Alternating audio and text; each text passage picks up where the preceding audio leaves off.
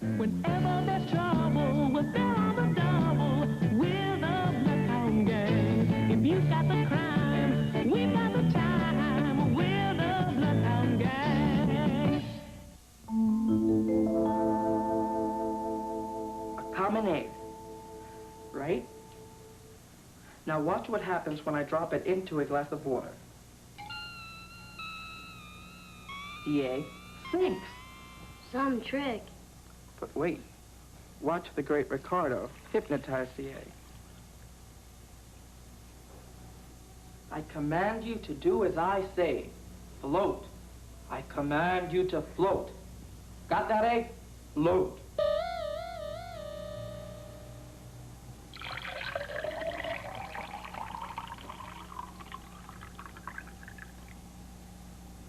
Watch.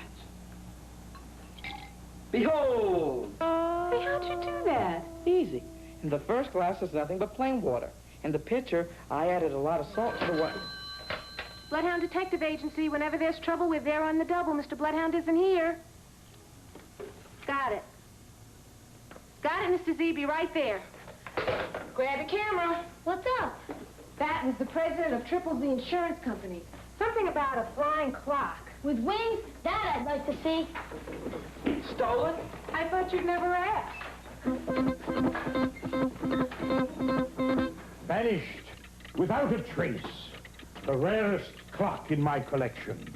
Worth all these time tattlers put together. Well, what exactly is a flying clock? Flying pendulum clock, miss. Common knowledge, certainly. Not for me. This is a cheap imitation. The stolen clock was solid gold, and the works full of jewels. Unique, it had once belonged to Louis. Louis? Louis the 16th of France. He was a king. Beheaded 1793. Insured. Louis? Unlikely. The clock, Mr. Keith. Oh, indeed. $150,000, Officer Dobbs. Mr. Keith has already put in the insurance claim. When was the clock stolen, sir? Late last night during that sudden rainstorm, when I got a glimpse of the miscreants. Follow me.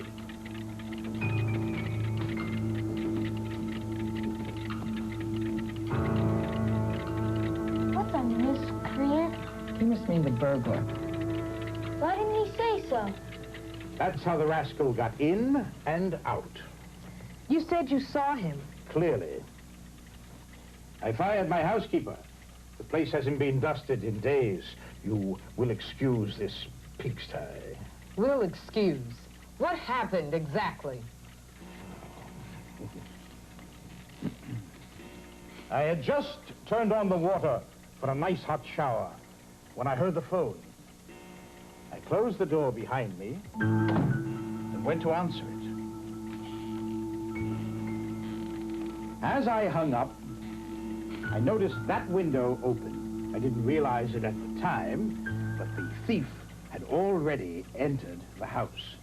As I returned to the bath, I was startled to see a reflection in the mirror. I feared for my life, but I got a good look at the burglar in the mirror.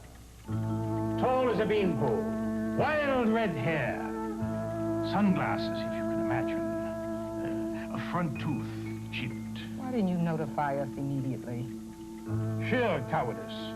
With that hoodlum on the loose in the house, I thought it the better part of valor to remain where I was, locked in the bathroom. Red hair, chipped front tooth. May turn up in a mugshot. I'll get right on it. That's the way out.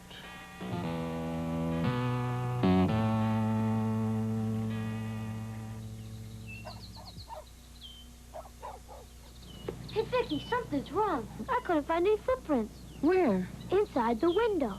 If the burglar entered that way, you'd think there'd be footprints on the carpet.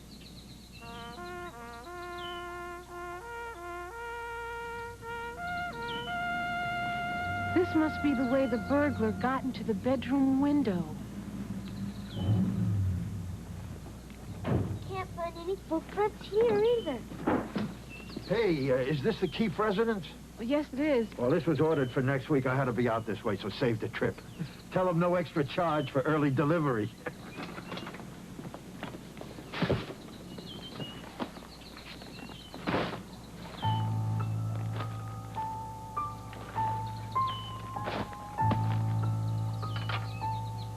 I wonder what he's gonna do with all that salt. Salt. Hey, have a look at this. What'd you find? Footprints. Still slightly muddy. They go right to this wishing well. Can hardly see anything.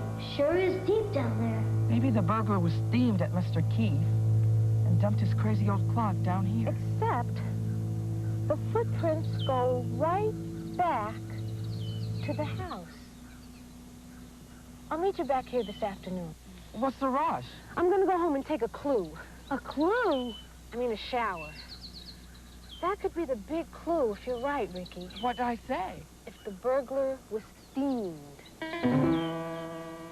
Is Vicky on the right track? Tune in tomorrow for the conclusion of The Case of the Flying Clock.